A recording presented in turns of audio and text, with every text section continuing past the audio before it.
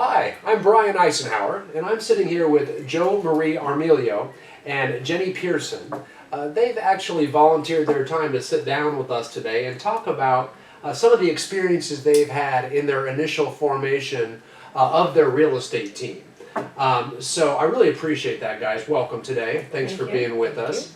Just to let you know, Joe Marie has actually been a realtor for 35 years, which is awesome. And she just hired Jenny as her administrative assistant only 4 months ago. So we've really caught them at a unique time of their budding relationship working together. Together, believe it or not, in that short period of time, they have, just last month, these two closed 26 transactions together. Largely as a result of their formation, their union, if you will, as a real estate team working together towards one common purpose. So congratulations, guys. Thank you. And one of the things that I know, because I think I met Joe Marie just shortly before that, about a month prior. So I got to watch this entire relationship form and grow and come to this result. And one of the things that I think we've seen is the main reason for this success is for the first time, at least in a long time, you've been able to consistently focus on actually getting more business now. Right, exactly. Yeah, that's awesome. I'm so happy for you both. However, shortly after we first met, you did have some initial resistance to the idea. I did. Yeah. Do you remember specifically what some of that was about? Dollars and letting go, and just letting somebody else handle clients. The dollars were big thing. Thank you for being honest. Thank you for being honest. Right. That is, spending money initially. Let's start with that first one. You're spending money and time. Time, for that matter. It does cost money when you hire someone. And then there's also time involved, right? I mean, you have to actually take the time to make a good hire. And worry about the training of it. Then you got to train them after you do hire them. And then worried about, was I going to do my part now that I gave away the job that I thought I would be the only one that could do it? Am I going to do what I need to do to make the dollars happen and the flow, right, to pay for the investment? And I think that's really the key here. Right.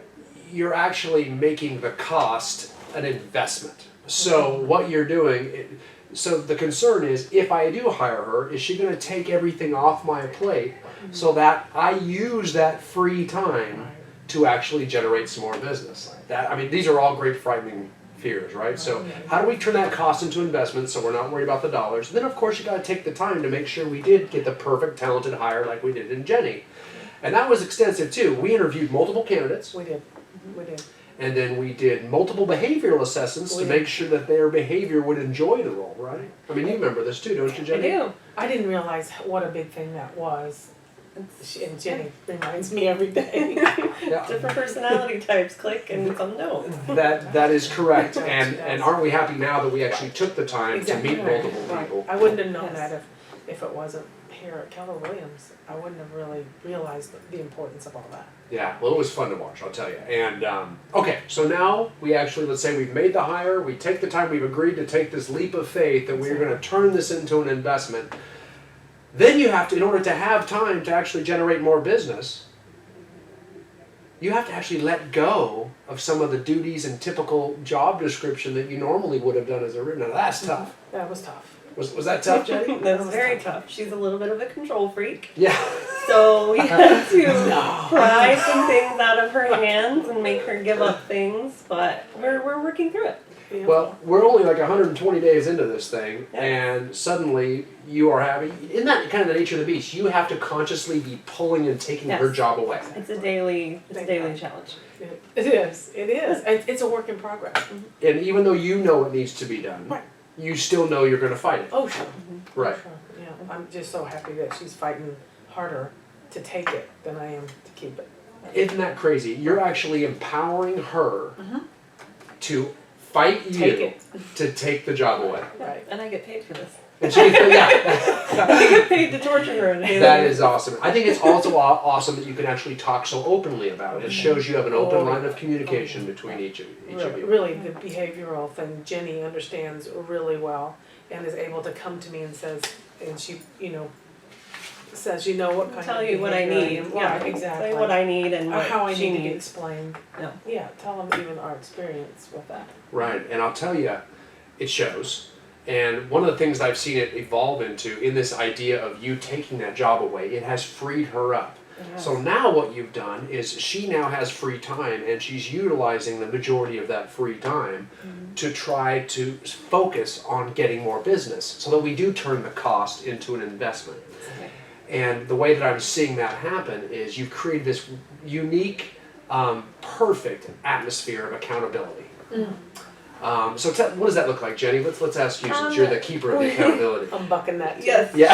She's backing me on that as well. She, her personality type is best served to have things in front of her.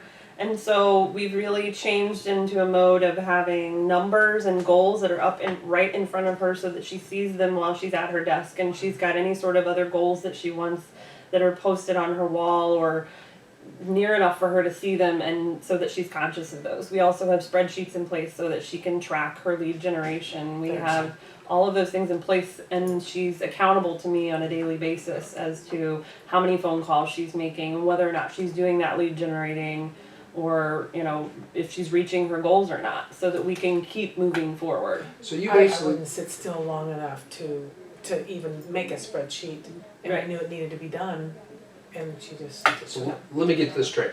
So you hired someone to make sure that she fights and argues with you so that you do what you know you already need to do every single day. Exactly. Isn't that amazing? And you know what? That's okay. And the fact that we know that and we realize that is why we succeed. So every day you keep bucking her, you keep telling her, no, I'm not going to do that. And every day you make sure you just keep She winning. just gets in my face and says, yes, you are. Whatever. And that's how it works, guys. I'll tell you, this is the way you're supposed to do it. And it's no doubt that you've had such amazing success after just 4 months of working together. I mean, she's doing all this while closing out 26 transactions in one single month, too. Absolutely phenomenal. Congratulations, and thank you so much for your time here with us today. Thank you.